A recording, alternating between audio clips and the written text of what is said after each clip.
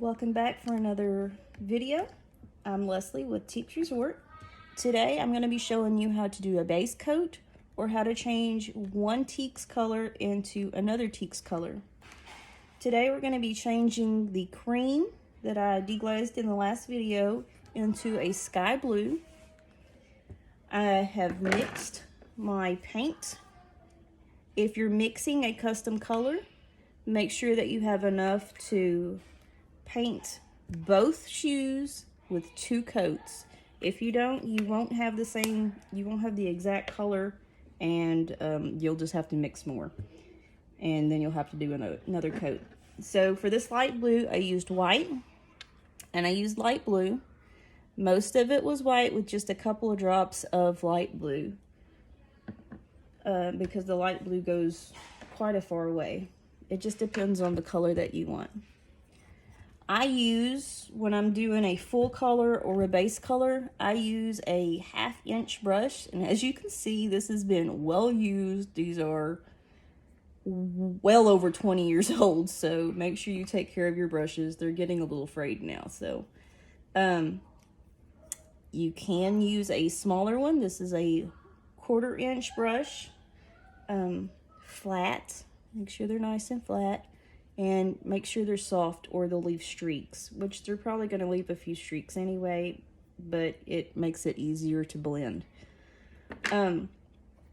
Now, if you watched the last video on deglazing, I mentioned that you can tape around the bottom so that you don't get paint on it. I do not do that, but feel free to do it. On my first few shoes, I did do that, so you know, you got to kind of get used to it. It'll make it easier to not get paint on the bottom, but I can show you an easy way to get the paint off the bottom if you do happen to get a little bit on there. The goal is obviously to not get that much on the brown part and to keep it all on here, but you still want to get down in the little crack there too, where the seam is. That way it looks like it is supposed to be that color. When I paint, I like to start at the back and work forward, around, and to the back, and then get the heel separate. I don't load this brush very much, just a little bit. I tend to do this. I am no expert. This is just what I do. It's worked for me for years now. So you just kind of get as close as you can and just kind of push the paint up there around the stripe. Make sure you get it down in the seams. And thin coats. As you can see, this is a light color going on a light color. But you're still going to see streaks. You're still going to see thin spots. You want to see thin spots. If you get the paint on too thick, it can crack, and then you'll have to start all over again. So this is one coat, and as you can see how thin it is. And I'm going to go ahead and fast forward, and well, hang on, I'll show you how to do the bottom down here. So as you can see, I usually just put it on the corner. I go right up around the edge like this, and then I just keep working down around the corner down there. And then finally at last, you're just going to put just a few bristles down in there, and it'll slide right in. So it should be like just like that. Now, if you can see, I did get a little bit of paint right there on the brown. So I'm just going to take my fingernail up in that, and it just pushes the paint down. Now I can wipe it off. Now, after it dries, you can take a Q-tip and a little bit of alcohol, just a little, and you can take it right here. I don't push it up there against the seam, but I use it right down there against the brown. And while it's still wet, you can use your finger and you can just rub that right off. and it'll clean up super easy.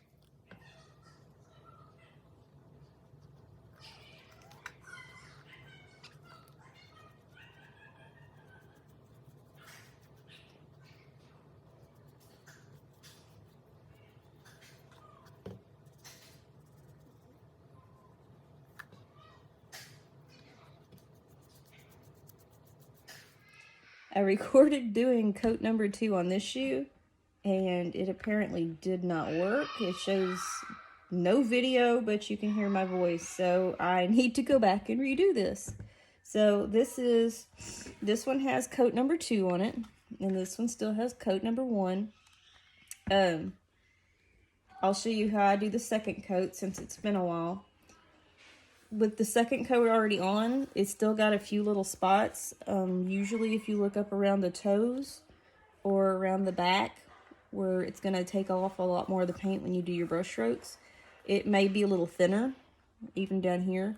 So I will touch up these either later tonight or tomorrow morning with just a touch up on a third coat, not a full third coat. And I did have to mix some more paint to do the second coat, so this coat is a little bit darker than the first coat. This has the new paint on the second coat, and I'm fixing to put the new second coat on this one. So when I do my second coat, if I have used my brush strokes going this way on my first coat, I'll do them a different direction on the second coat. That way they won't be going the same direction, and they will cover different areas and not accentuate the brush strokes that may already be there. So again, I always start with just a little bit, and I make it last as long as I can. And I work up to the stripe, and then just get right up around it.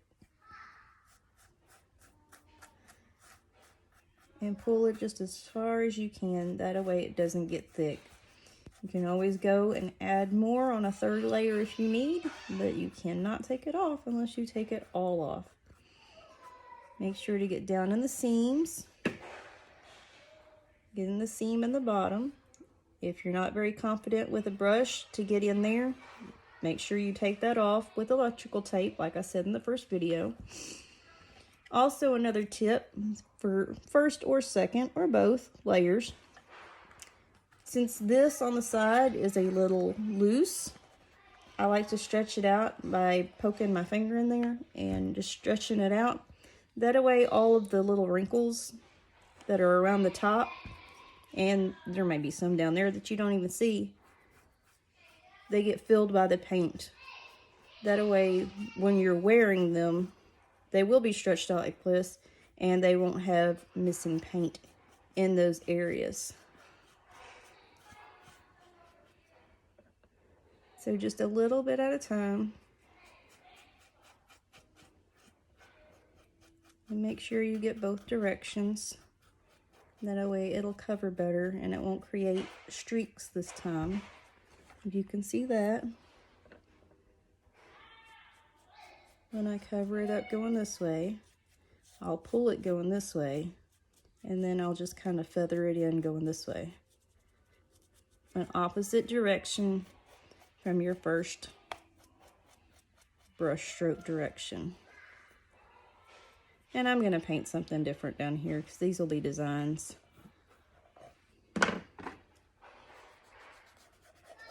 This is just a Q-tip. I don't have anything on it this time. I'm just kind of wiping off any paint that may be down there on the bottom from feathering it out. If you have it taped off, you won't have to worry about that.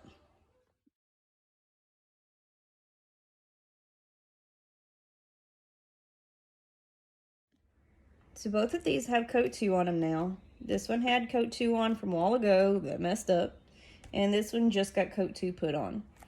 So what you need to remember when if you're going to mix your custom paint, or if you're painting out of just a bottle, remember that as your paint dries, the paint is going to get darker as it dries. So it's not going to stay the exact same color as it is when you are mixing it, or it is when you are putting it on your brush out of the bottle.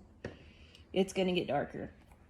Now, another thing to remember is you're putting on really thin coats, so you're probably going to get brush strokes on here or thin spots, and that's okay, because as I said, you can put more on, but you can't take it off unless you take it all off, and that's going to mess it up. So this one's the one I just did, and if you can see, like right there is a good spot, it's still got some thin spots on it. So I'm probably going to go through either tonight or in the morning and touch up those spots that are thinner. I might not put a whole coat on, and this one's not got very many spots on it at all, but I want them to be even in color, even if it's a really thin coat over the whole thing, just to get that uniform color. Try not to get more than 3 coats. If you really need to put a 4th coat on, that's fine. Lighter colors are the hardest ones to work with because they don't like to cover much, and they tend to be a little thinner. If you work with the neon colors, they're really thin. Sorry, my camera was falling. Let me fix that. So the neon colors are super thin, but that's for another video. Some tips for painting. So it's easier to go from a light color to a dark color, but not a dark color to a light color. These are cream to start out with, so these look like this. This is somebody else's. And I went to a little bit darker color, but since the color's still light, it's going to need a few coats. Now, if you were going to start with something you already had, you were going to start with navy, or if you've got matte black, lots of people have those dark colors, and you just want to make your shoe look nice again. If you're going to go to a lighter color, say like tan, red, turquoise, light blue, these are just bottles I just happen to have sitting here. You don't want to go straight from this and start putting these on, because these light colors aren't going to pop very well. They're going to be kind of muted and not as pretty as you were wanting. So in order to get those colors bright, you need to base coat in a neutral color, not neutral paint, but a neutral color paint. And Play in the Sand by Angelus is a really great color to put underneath those colors. So you'd put 1 to 2 coats, thin coats of Play in the Sand on here, and then coat with these. And it would probably only need 1 coat of this, but if you needed 2 coats, it's not a big deal either. Just make sure that they're really thin. The thinner they are, the better. So if you're going to go from this to another dark color, say like a dark green, or you're going to go gray or navy. I just painted this one a while ago navy, so there's a little bit of difference. But I didn't have a base coat on there because it's not going to be lightened up. I still want it pretty dark. So I didn't need that sand base coat color. Another thing, a very important thing that I probably had forgotten to say, is that if you are painting teaks, if you are going to paint your teaks, make sure they are full grain teaks, not top grain. Top grains will break in, they get distressed quicker, or these don't really get distressed, but top grain will get distressed, and it will cause your paint to crack. It may not happen very quickly, but it's not going to let the paint adhere to it as well, and these will. These are both full grain, not top grain. Most of the shoes, most of the classic shoes Tieks has are full grain, But if you want to know if yours is top grain or not, just type in top grain teaks on Google and it'll take you right to the page, and it's got a little paragraph on the Tieks website that says which colors are top grain. And you want to avoid those. You can dye them, but I would not paint them if you want them to last very long. I think that's it. I'm not going to do another video with the touch-up of these. The next video I'll do is going to be sealing. And I'll have to wait to get a pair done before I seal. But if you have any questions, don't hesitate to ask. Feel free to put them in the comments, message me on Facebook. I don't mind. I get questions here all the time. It's not a big deal. And if I don't message you right back, feel free to message me again, because I get forgetful and I got 2 kids that distract me quite a bit. So I never mind helping. There's just a few things that I keep to myself, but most other things I share. So if you like watching these videos and they've helped you at all, please hit the subscribe button. Leave a little comment and let me know that you came and watched. I really appreciate it. I'm so happy y'all are watching, and I really hope these help, because that's why I'm doing it. So thank you guys. Hit the subscribe button. See you later.